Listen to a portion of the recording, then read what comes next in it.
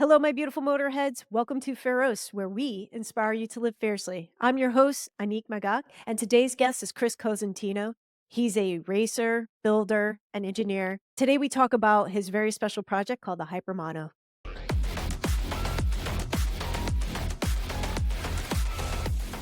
What did your father buy you for your 16th birthday? I was the happiest kid in the world when I saw a small block Chevy engine block that has been blueprinted to an inch of its life. And just a bare block, nothing else. Yeah, everyone thought I was a real weirdo, but I was a happy weirdo. Now, did you ask for that, or your dad was like, okay, I just think he's going to like this? Well, he knew that was on my list of things I needed, right? I was a paper road, mowing lawns, all this crap to earn money to buy parts for my car, which isn't much different than my life now. But, No. so he was intimately, because my car build was happening at his gas station, right? At his service station. Yeah. So he knew what I needed. And I was using, my dad was more mechanic. He didn't really do heavy machine work at the shop, but he had a shop he worked with that did that stuff. And I was talking to the guys there. So he probably called him up and was like, what's he on the hook for now? So he owned a gas station on Staten Island, right? Yep. It Okay. was, I And mean, it a block. also, Yeah. He had two bays with lits and it was a block away from our house. And it was where the bus to school stops. So after school, I got off the bus and went into the gas station. It was like an old school gas station. It was a hangout point for my dad and all his friends in the office. I had the Entenmann's, Danish ring and the coffee. So you walk in half the time, there's a dozen guys in there all BSing, and I'd go in and listen sometimes and then just do my own thing. that's awesome. Yeah. So when did you get your first motorcycle? Because I think you were riding before then, right? Yeah. I had a couple of dirt bikes. I had a YZ80. I think that was my first like real dirt bike. Nothing that was sort of like a Frankenstein adaptation with a lawnmower engine. Those don't Yeah. really count as motorcycles. They're projects, but not really motorcycles. So yeah, the YZ80 dirt bike was my first motorcycle. I remember the guy I bought it from. He was a rich kid that bought a lot of parts on it, and it didn't really work that well, and it had no bottom end. And I Okay. still remember that we had some hills, big hills where we rode. And on some of the hills, I'd have to get off the bike and run up the hill next to it No because it way. didn't happen, right? And I think we'd be flying by me, but then we got to the top of the hill and I'd hop on it and slide by. So it was a lot of fun. And we lived, the house was near the green belt in Staten Island, which is a pretty big federal forest. And we just Yeah. basically rode like maniacs all day long. Really? And dirt bike is, it's so much fun. It's Yeah. low effort, you learn a lot. And as a rider, the amount of movement and sliding, right? And you're in the woods. Mhm. How bad could it be? That's awesome. So there was one time you shared a story about you decided to invite your mom out to witness a spectacle as a kid. Oh, well, I told you this. Yeah. Yeah. Yeah. You're invincible at that age. You don't know what serious injury is. So you don't think about things. And we would make ramps and try to jump as high and far as we can. And we made a big ramp and she came up to look at it. And the first time I flew by her, probably 10 feet over her head. And she was just almost collapsed and walked away and said, yeah, don't invite me here anymore. Poor Regina. I That's really, I mean, Regina's one thing I have to mention, my mom is the best. I've done my best to kill her and mash her in many, many ways, emotionally and mentally. And she stood up to everything and still loves Wow. me. Yeah, no kidding. She's a force. Yeah, she was terrified, but she didn't say stop doing that, right? Yeah. So to me, Yeah. you realize how strong of a response that was until you grow older, right? That Absolutely. she was able to say, oh my God, I don't want him to do that, but I know he's going to keep doing it. So I just got to let it happen, Yeah. right? And through all these years, she's been a huge supporter of yours. Like anytime you've been at the track, way Number back to one. like when you first started racing, she's always been there if My she can make mom's it. number one supporter, number one Yeah. fan. And it goes both Yeah. ways. She really is the most important person in my life at this point. That's awesome. Tell her I Yeah. said hello. I shall. Okay, good. So, how long did it take you to build that car? I think I started when I was like 15, right? And then I think I got it running before I graduated. So probably about 2.5 years, Okay. right? It was a basket case to begin with. It was, a 68 Camaro, and we went out to Long Island to buy it. And I saw a 68 Camaro, and it was a piece of trash, but I wanted it. And my dad looked at me, and he knew that I wasn't going to leave without that thing. God bless him. So we got it and we did it. And yeah, it worked. And yeah, huge, big learning. I mean, doing stuff like this, it's underrated on how much you learn, right? You know what I mean? The Yeah. process, just the difficulty of achieving things, right? It is, and also, like, the idea that, starting that young, like, it's so important to just have to do these other things besides school and sports or your after curricular activities, but to actually have kids know what it feels like to possess something, buy it, fix it, and then Hmm. enjoy it, I think is, Yeah, like, pretty amazing. Because really, if you think about it, like, those years are the foundations for what ended up happening later. yeah, So, yeah. you ended up going to college in New York City, Yep. right?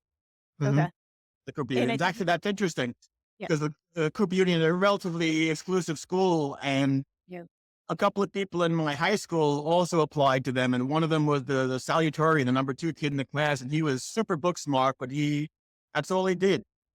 And I was smart, but I had all these things. And Cooper made a big deal about, essay about your personal life. And mm, I had stuff about my car, the dirt bikes, and the scouts and the eagles, and all these things. And Cooper rejected those other guys and they accepted me. And I think largely on the idea that I was outside in the world doing things. You know what I mean? Not just opening a book and studying. I think that's huge, and also, I would say, that you met some pretty important people while you were there that you ended up Yep. working with, Yeah. Being in which is being in New York City was just an experience that's hard to duplicate. so from after Cooper, you ended up because your degree's in engineering. Mechanical engineering. I also have a master's in biomechanics, which haven't been used much, but it does come in handy every Okay, now and then. okay. So when did all the racing and the idea of getting into that start? Oh, well, I got a job after school nearby, and I had a street bike, a Kawasaki, a KZ 1000. That was Wow. always work out. Being a mechanics kid, you're always working on something mechanical, right? It's part Right. of life. So I worked on that a bunch, and I got a cabbie hit me and almost totaled the bikes. And then I did a Frankenstein project with some new parts and some old parts. Uh, and riding a lot. And I bought a new when the R1 came out, and that watershed bike. I bought Yeah, one of those new, and me and a couple of friends, Gregor and Todd, we were riding like yeah, idiots all over the streets and up in Bear Mountain. And then one of our friends, Dwight, who was a little bit wealthy, he had a couple of race bikes, and everything was always so clean and it was always so well prepared. And we were looking at Dwight like this, inspiration, right? So Gregor jumped in first, and then he pulled us in, and we've been drowning ever since.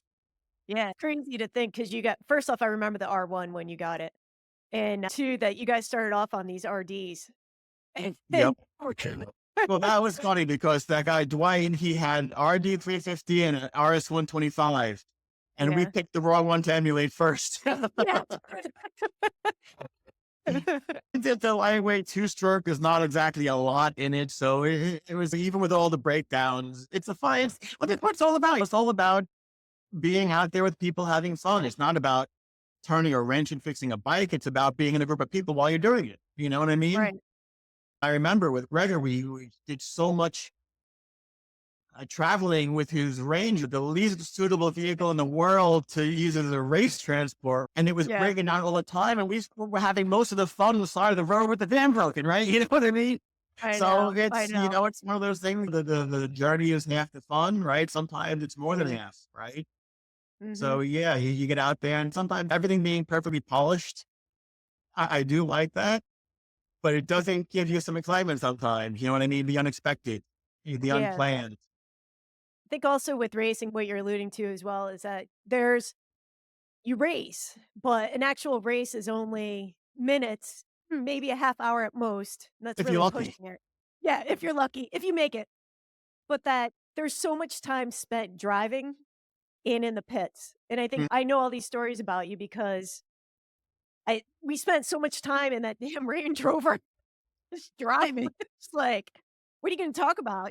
Also in wrenching in the off hours, wrenching on the bikes because Yeah. it's invariably something happens, right?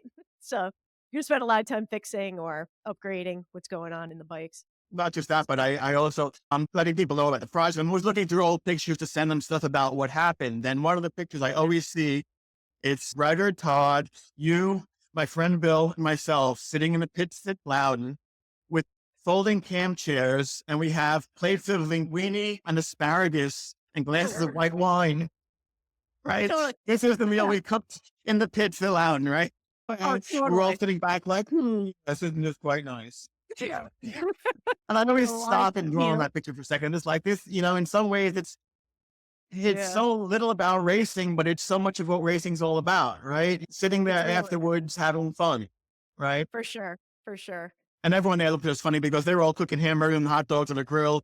We have titanium cam stoves cooking angel hair pasta, I know. Oh my god, because Gregor, of course, has, like, the nicest camping equipment. right? It was always, the one-upsmanship was never ending. No, that's for sure. Well, tell me a little bit about your shop because it's such an impressive background. Yeah, it's been a long time coming. I originally started working, like I said, at that firm on Lafayette Street, Manhattan Electrokinetics, it was a product design. They had a shop in the back.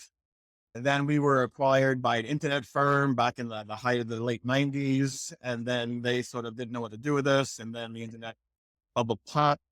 Then I brought all that equipment back from them really cheap and started my own shop. Little by little, that was probably 20 years ago at this point. You're always adding, and a shop is almost like a bike project where it's never really done. You always have one more thing to do.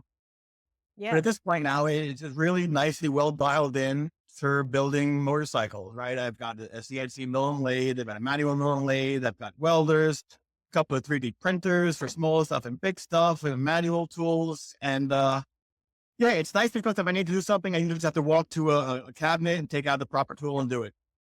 right. Right. That you really do have everything, and you have an amazing, Instagram page, which I think people really need to take a look at because on that it's underneath Cosentino Engineering, at Cosentino Engineering, Hmm. that you first off, you're very open about what you're doing and you show the whole process. And there's a lot of Yeah. people that wouldn't show the process because it's like industry secret or that they think that people shouldn't see it or they shouldn't share anything. And you've been really open about the whole process. Can you talk a little bit about that? Yeah. It's the world these days in some ways is so polished and so finished. You walk into a store and you buy something and it looks beautiful and all that. And the companies that do this, and Apple in particular, they hide. Right? Is it like they say you never want to see the sausages being made, right? Yeah. But I think you lose something because people don't realize the effort required to do something beautiful, right? They think Right. it just happens the first time you try it. It just comes out like that. And it's like, no, No. the effort required to really push something through is a lot. And if you haven't had some failures or mistakes or problems along the way, that you're really, I mean, not really pushing hard enough, I think, right? Mhm. And right? As humans, we all have the dark side. We have the light. Right? It's all inside of Yeah. us, right? So if you don't Yeah. show at least a little bit of the problems, you're really not being honest with number one yourself, right? You had yourself, and your audience knows it, right? Everyone Mhm. jokes the perfect Instagram life, the couple Yeah. you see, and then next week they're divorced, right? So Yeah. it's like in some ways, I don't want to. I want to tell my story, right? That's what I Mhm. see the social media as. And my story is not just what I want to tell. It's not just the good parts, right? Right. It's like asking someone one side of the story. You never get the whole, there's three sides to every story, yours, mine, the truth, Yeah. right? Mm. So if you try to censor yourself and sort of protect your audience from trouble, then you're doing them a service. It's almost like sheltering a child from everything. You want to shelter them from a lot of Right. things, but not from everything. You want them to have to struggle with some things to realize that everything's not easy. I guess, right? No, it's And if I did, true. on the other Yeah. hand, if I didn't, show some of the problems, there'd be some big gaps just in the posts. We got to be not in the post, right? I know, I know. Well, in the focus of the Instagram is that which we need to talk about, is the big project that you have been working on for a number of years. Yes. And maybe you can also share about that. Yeah, the big project. It started in the race days, you're an engineer, you're a young engineer, right? And then you think you could do everything better than everyone else because you're young and full of ideas. And Yeah. some of them are good, most of them are crap, right? But there's only one way to figure out which is which, So I love to read. And that's part of my personality. I love reading and researching. And there's not a lot of motorcycles, right? It's amazing how little technical design information is out there, right? And there's like books on motorcycles, but there's not books on how to build motorcycles. So if you dig deep enough to find them, you talk to people that are doing them and you start doing it yourself. And motorcycles are great because they're manageable. You could stick it in an elevator and bring it up to your apartment and take it apart in the living room, right? You know what I mean? Right. So you have this mobility of your project, especially in the big city that cars can't give you. And there's nothing quite like the first ride of a motorcycle that you built. I mean, just down the street. You know what I mean? We're not talking about going on the racetrack and winning. We're talking about getting on this thing you welded and cut together, starting it up and moving, right? And it's like, Yeah. and your brain is just like, yeah, baby, right? And Right. then everything after that is sort of gravy because you've accomplished that step. You've done that. I could talk forever, so please just No, no, jump in no. Well, I wherever think you this is want. important because I think what I wanna highlight is that what you're really talking about, and I need to make it very, very clear, is that you Mhm. decided to build a motorcycle from scratch Yeah, with some components, but most people, when they say they build a motorcycle, what they're actually doing is just modifying something that they have or something that exists, or and that's not assembling what you parts did. they buy, Yeah. right? No, Yeah. you like, just say some of all the parts that you have redesigned and built. Well, it's actually easier to say what I've used. I use the cylinder head, the transmission shafts, Sure. the cylinder head, the transmission shafts, and oh, yeah, that was about it for a long time. Curse, it's insane. Like, I just need to highlight that it's not it's a major undertaking, and I think that, like, one like and going back to the Instagram page is where you're actually showing people what's happening. It's not like you're showing a shot of you just polishing your bike. No, you're actually showing how you're designing and machining the parts to fit, in addition to also building your own 3D printer, which I was like, "He didn't buy Yeah, one?" Shame. I think it's all about the resources, right? Yeah, Or a printer when that size, you look at it, $70,000 or $80,000, which is to me is crazy because there's not a lot in it. Right? My mill right. was $80,000. The idea that I'm gonna, I rolled $80,000 in 13,000 pounds, right? The idea I'm gonna spend the same amount of money for something that weighs 500 pounds to me doesn't make sense. And it's interesting because we're trying to get this build going for Barber, and I'm trying to outsource some of the printing because with one printer you have to print everything sequentially. So I'm trying to get someone else to help in. And all these Mhm. people are replying saying, "Oh, I'm not going to be able to print that part. You can't print that. It's too thin." I'm like, listen, I built this printer and print these parts and you're a professional and you tell me you can't do this. So in some ways it's a little eye opening Mhm. that your brain is really the only thing differentiates you from other people. The equipment they Oh, have yeah. doesn't mean shit. Right. It's how your brain can make you use these things. That this is the most important tool in the shop, right? It's the most important 6 inches in a racer's life, right? The 6 inches behind between the ears. So all Yeah. the equipment, all the stuff without a mind behind it to direct it, you're not going to do anything interesting, right? No. And the other So part to that would be motivation, yes, 'cause yeah. a lot of people have good ideas, but they never actually act on them. I was going to say motivation is a big part. When you have a project of this length, keeping it going. And I really last year was about to close down and everything because it was just so difficult and so hard to keep everything, all the moles in the air. And I was lucky enough to Yeah. find a new investor that came in and sees the value. And this is really what it comes down to. You have to convince people to see the value in what you're doing. That's a story, right? It's not a motorcycle, it's a story. You have a story about a motorcycle, right? I'm not always a great storyteller. I'm a great motorcycle guy, but not always a great storyteller. That's, these hats you have to adjust to fit into. That's true. If you're working in a shop a lot and just focused on machining and everything else, it's hard to also think about, like, "How am I gonna market this?"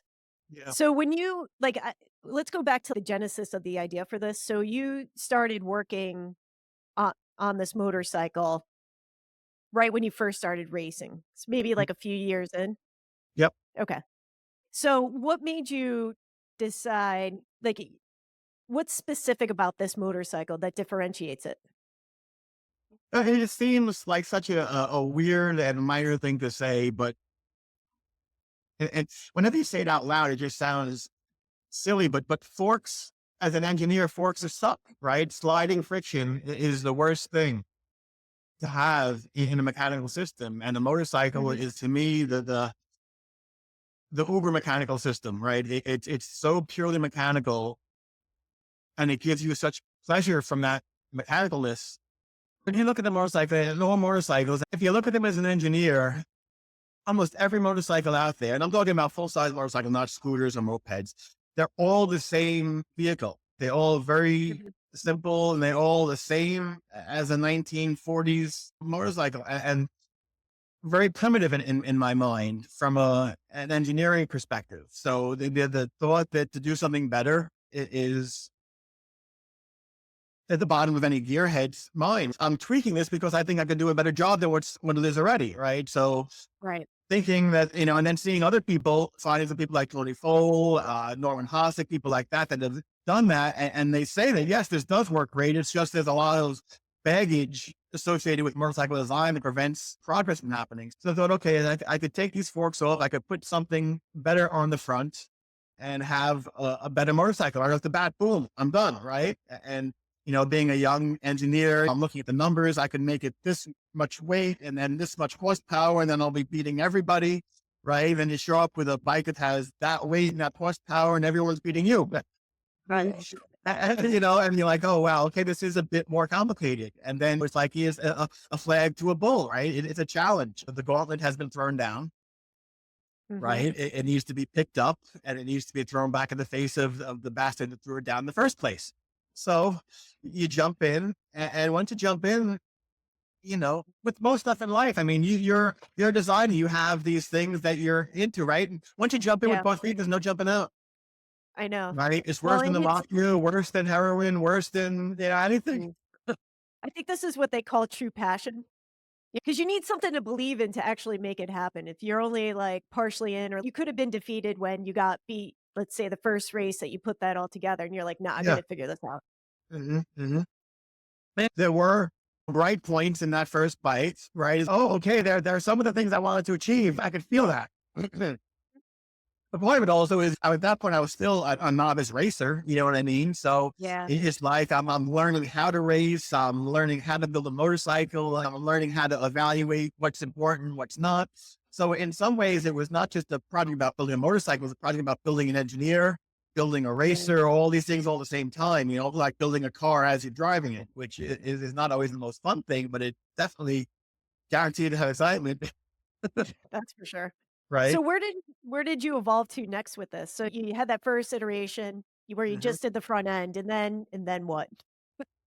Then you realize after that first when motorcycles are, and I think as an integrated design challenge, it's the most complicated thing out there to sort of optimize. Even aero, rockets, planes, I think motorcycles are harder because motorcycles are so sensitive to weight and size. If you put bigger wings in a plane, you get more aero lift and you get more maneuverability. You make a motorcycle bigger, it's slower. So the challenge of doing this, you start to realize, oh, that part that I'm using that someone else made, I have to adjust what I want to do a little bit to use it. And you Okay. do that a half a dozen Yeah. times, and all of a sudden, what you want to achieve has been diluted a bunch. So that's the push to make more and more and to make an entire motorcycle, right? Okay. And is it for a specific class? It originally was, and this was a little bit of the romantic hidden deep down inside me, is back in the day and in the 60s and 50s and sort of the heyday of racing and the grassroots building. The single was considered the engineer's class. That attracted me. Is like, oh, because engineers never get things named after them, right? It's always a designer. So Yeah. we had engineers class. I'm an engineer. I'm going to be in that class, right? Yes. It seems pretty straightforward. And then the second part of it is a lot of racing these days is based around production motorcycles.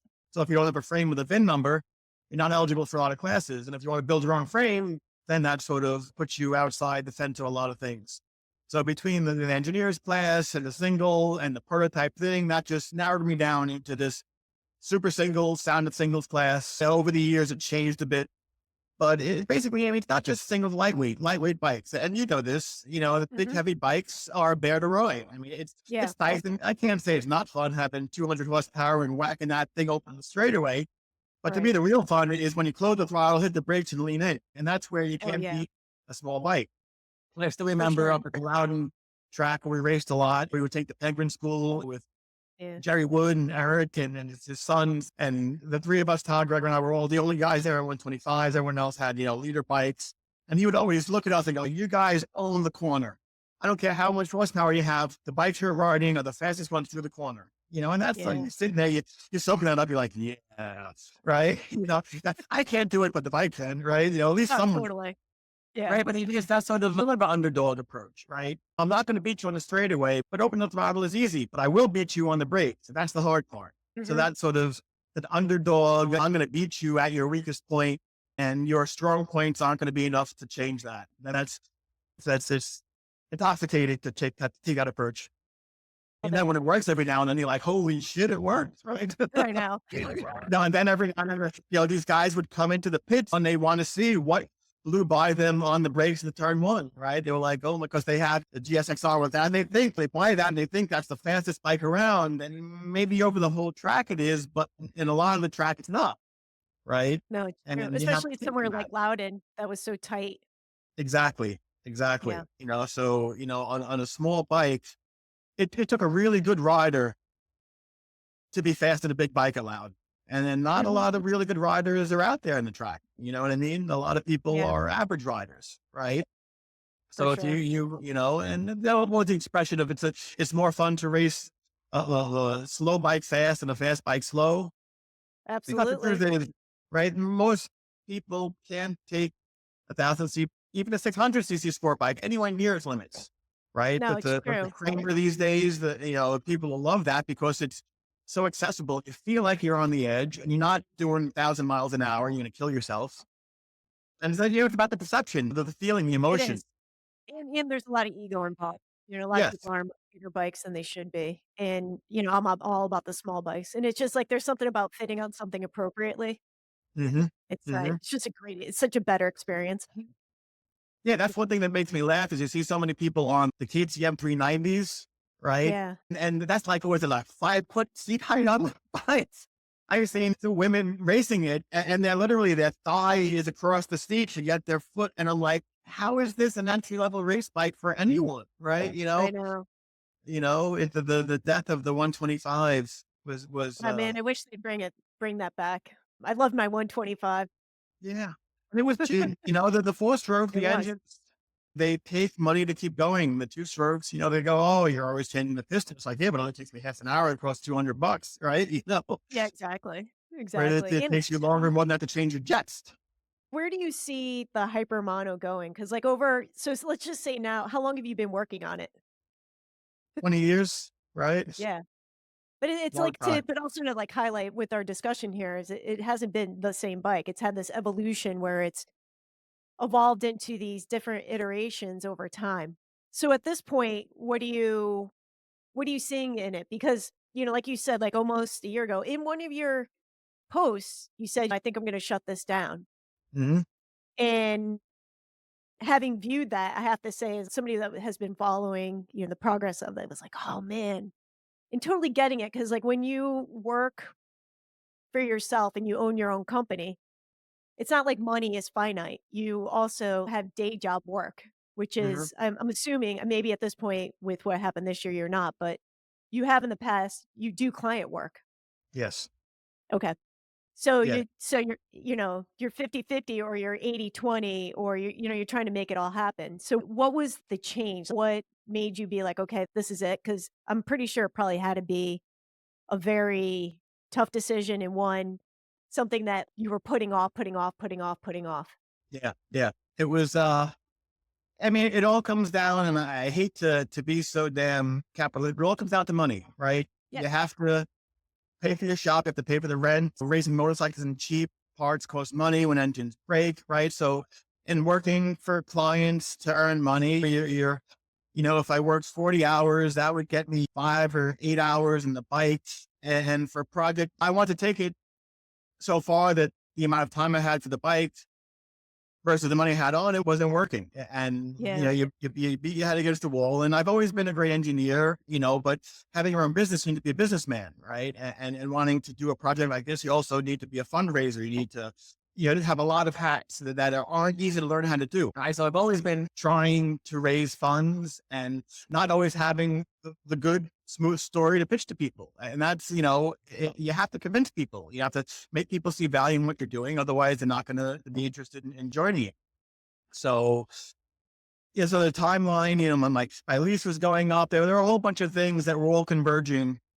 And, engineering and design is not really popular in the New York City metro area anymore. That type of work is leaving. So everything was sort of pointing to the fact that I was just fighting a rear guard action.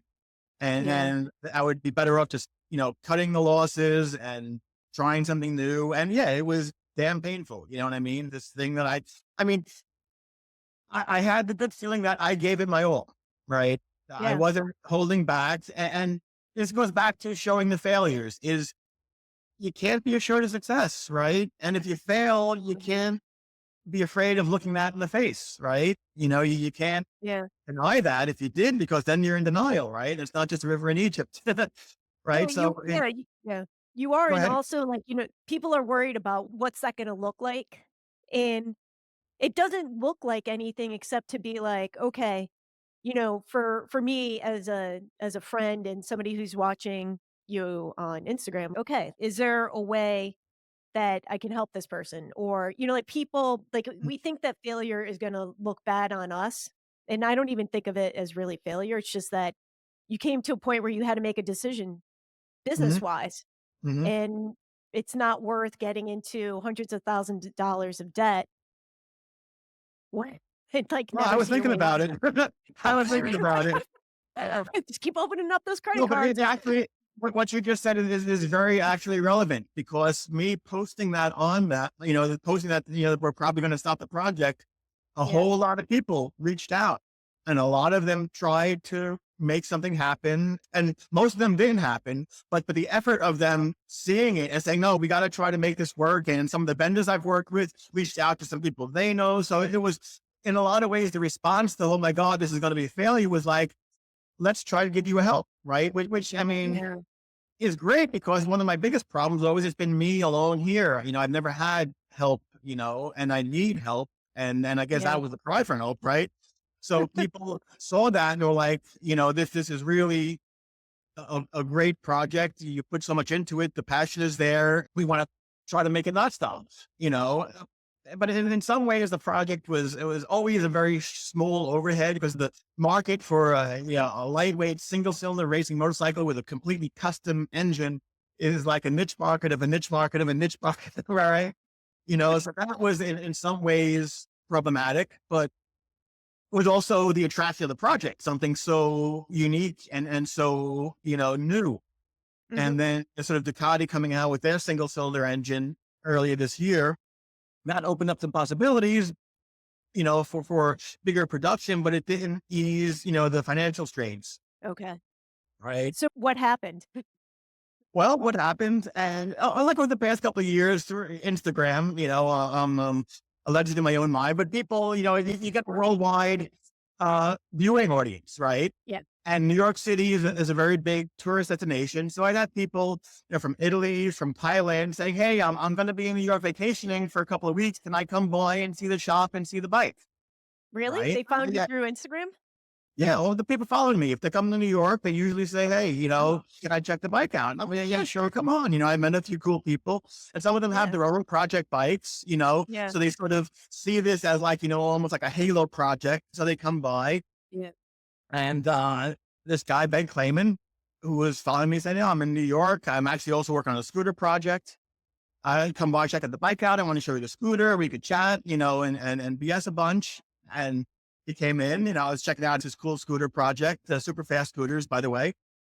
And then he was like, I'd love to get you to do some engineering work in it, but I know you're busy with the bike project. And this was, right after that. And I was like, well, I'm not quite sure if the bike project's continuing. So I'll have plenty of time.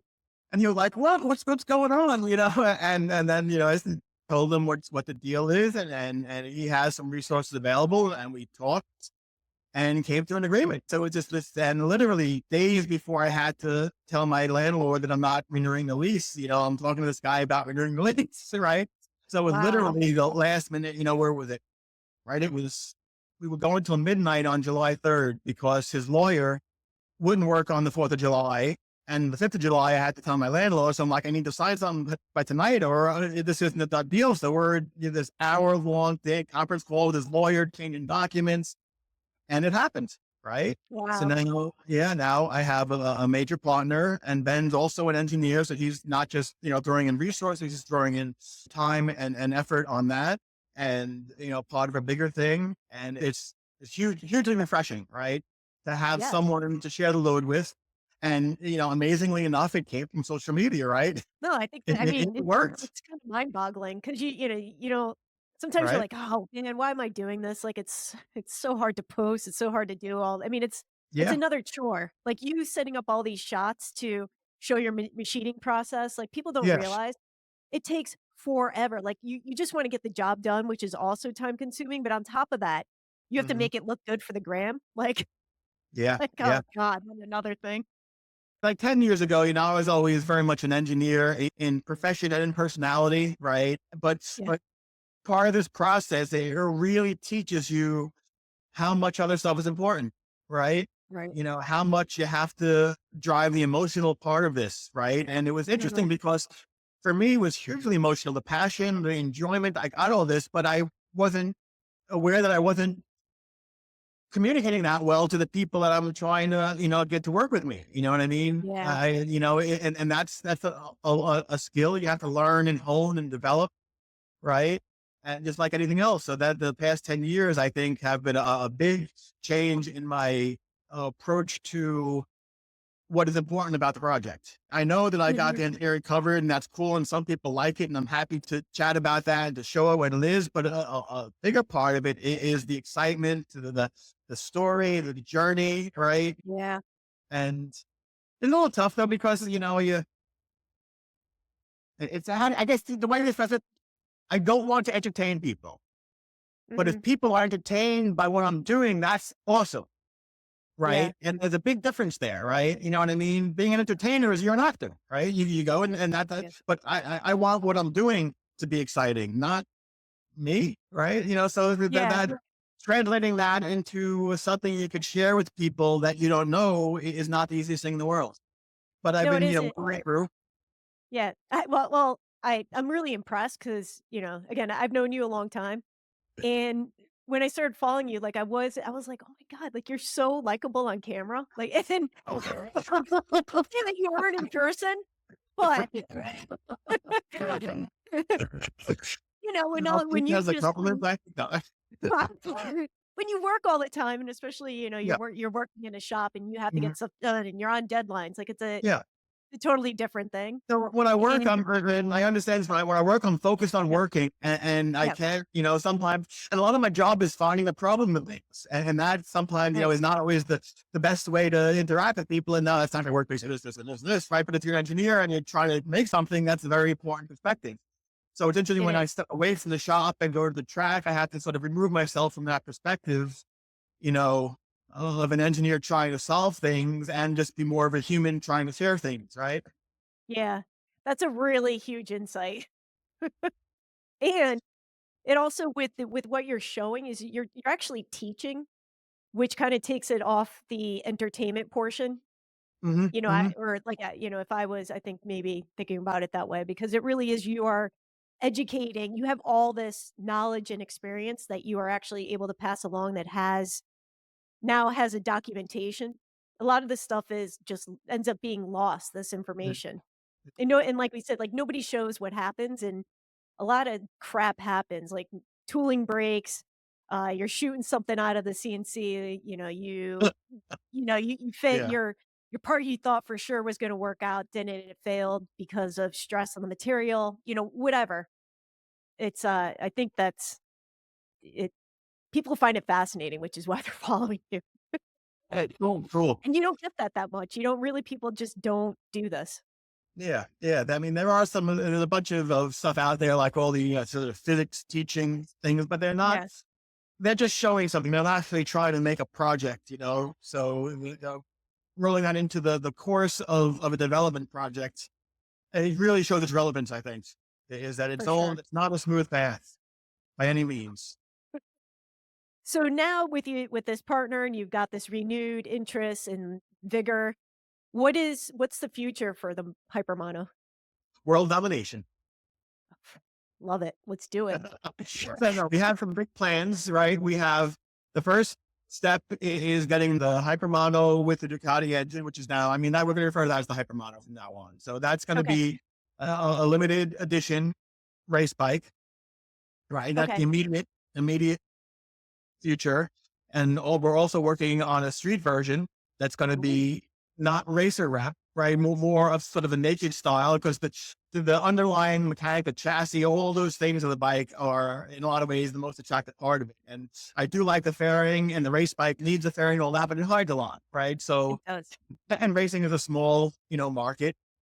So the ability to sell a street bike using the Ducati engine, which has emission certifications, that opens up a much bigger market and really makes the company something that could be valuable. So we want to sell street versions of the bike using the same rolling chassis, and we're trying to get a visual design style on it, not. And this is, part of the difficulties in creating these things, right? It's creating the chassis and the engine.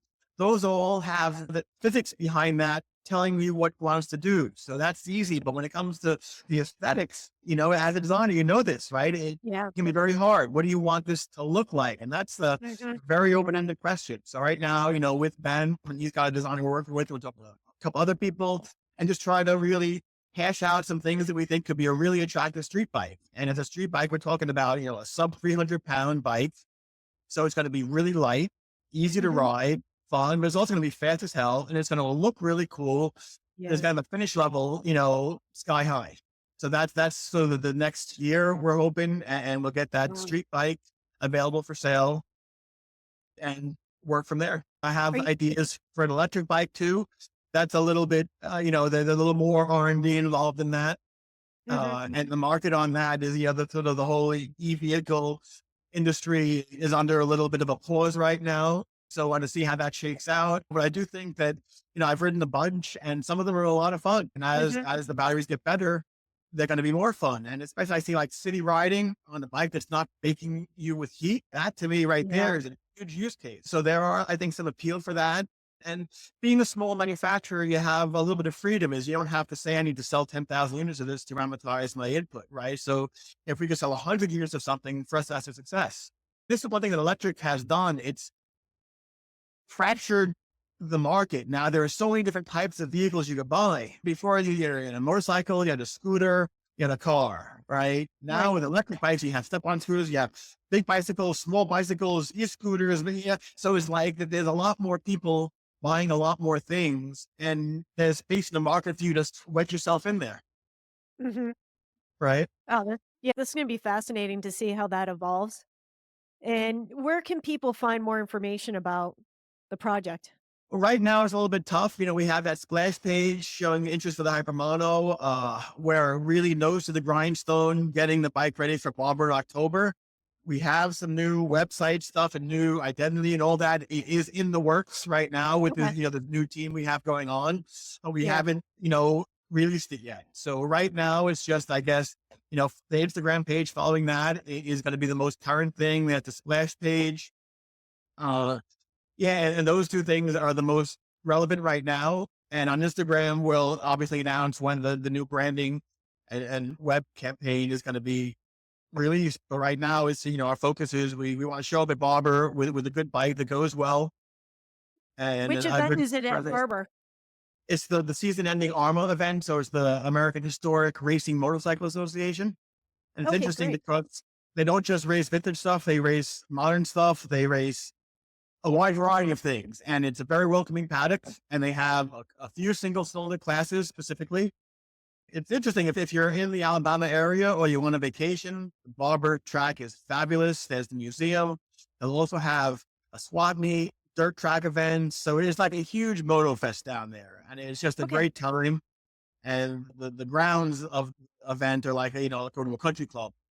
So Yeah. that's, the second week in October, the 10th of Okay. October. And, it's got a bunch of work ahead of us. So that's what our focus is on, getting the bike together, presenting it for that. And hopefully we'll have Okay. the web stuff ready for that too. So if with Barber, people go and go to that event, will they be able to come visit you in the pits? Yep. We're not quite Okay. sure where it's going to be, but we'll have a pretty big present with a branded Easy Up, Okay. and that'll be where all the screaming crowds are. So you'll just have to look for that, and then we'll be right in the center of it. I love it, Chris. It's been so great to see this evolution and to see where you guys are now. It's been Thanks. amazing, and I love all of it.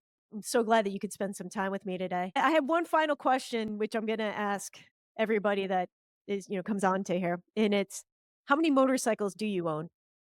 Uh, are they assembled motorcycles or Well, I was parts thinking about that, motorcycles? then you're gonna ask me that.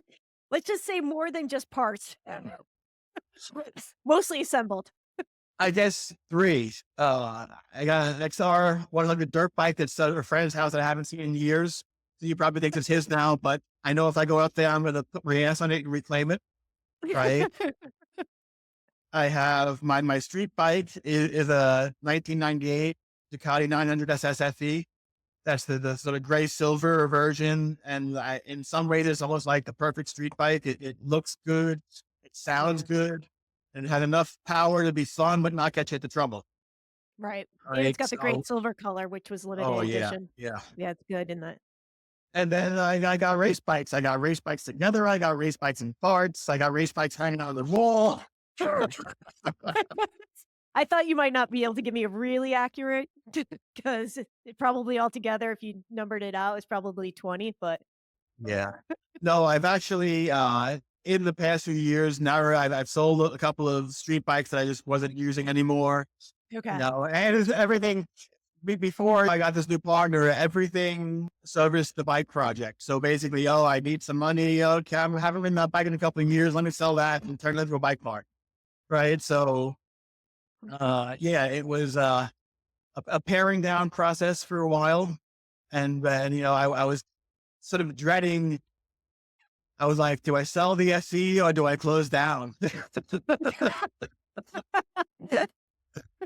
And thank God Betty women have to make that decision, right? You Which I just didn't got want to sell the sued. SE, right? It's Yeah, such a pretty no, bike. And it's a it's a cool limited bike. edition bike. So, the limited Yeah. editions, they hold their value. It's something I want to sort of keep. And it's in beautiful shape. It's all original. So, I'm a guy that tends to, I usually see things very materialistically. It's like I have something, I'll use it. If it wears out, I throw it away and get another one. But the Ducati, I sort of try to keep it really nice and fresh and treat it more than just, an item. Treat it as something as a possession, not just something I own. I love it. Yeah. Thank you, Chris. Thank you, Annick. Thanks for asking me to share. It's not always easy, and I hope I didn't ramble too much, but No, yeah, not at all. I think it's just awesome. You have such a good story, and I think a lot of people are gonna be inspired, and, the whole ethos of this podcast is to inspire people to live fiercely, and, there like, we go. you are the embodiment. Uh, yeah. So, as I So say goodbye to everybody, I just wanna say, ride smart. Ciao.